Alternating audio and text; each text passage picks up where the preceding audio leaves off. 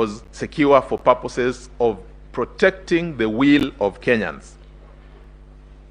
At paragraph 12, she even goes on to give security assurance through certification from the National Institute of Standards and Technology. Now, we look at this in relation to the allegations that have been made. There's an allegation about staging. Learned counsel, senior counsel, Philip Murgor, spoke about the man in the middle.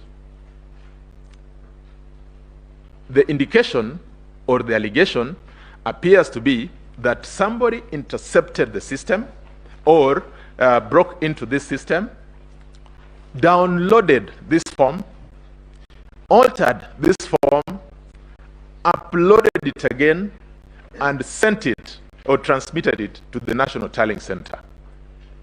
Like I said, when eventually we have an opportunity to look at the details that we have submitted, including the KIMS returns, it will be apparent that there was no such intrusion.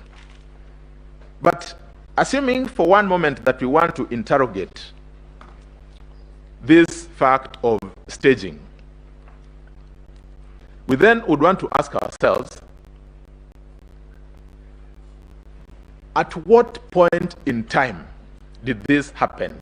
Because according to the infrastructure that is laid out by the IEBC, once a form is transmitted from the polling station and it gets to the public portal, it also has certain inbuilt security components. It has a digital signature. That digital signature marks an indication as to the exact time when that form was transmitted. If there's intervention, then certainly there must be a lag between the time when that form was transmitted and the time the form got to the National Tallying Center. It is our submission that nothing has been presented before this court to even come close to making that suggestion. Again, as part of the security that is in the portal, each of the forms that get there are serialized. And the serialization is tied to the polling station. It is tied to the date, to the time, up to the second when that form was received. It then, as an additional property, gives you a tab to be able to confirm or verify whether there's been any alteration on the form from the time it was transmitted.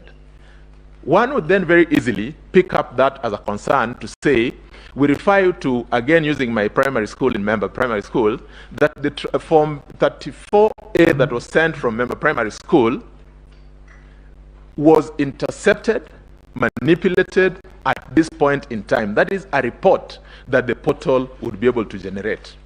Again, not a single piece of evidence has been given to come close to suggesting this.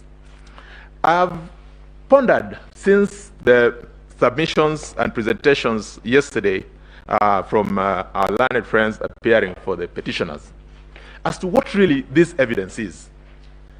I have, in the course of struggling to look for this evidence, come across three possible areas they'll be talking about.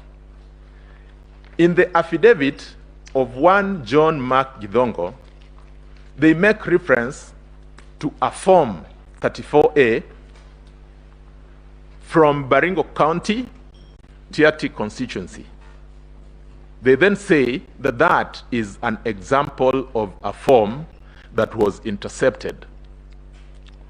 Michael Ouma, in his affidavit, confirms that in fact the form that was uploaded or that was attached in the affidavit of John Mark Gidongo is not a form that arose from the process that, that they allude or allege it arose from. That according to him, this form was downloaded. Somebody tried to interfere with the details on it and attached it to an affidavit. Now that, if you asked me, is perhaps the silliest way of doing any of these things, because If somebody asked you whether that form was authentic, you only need to look at the public portal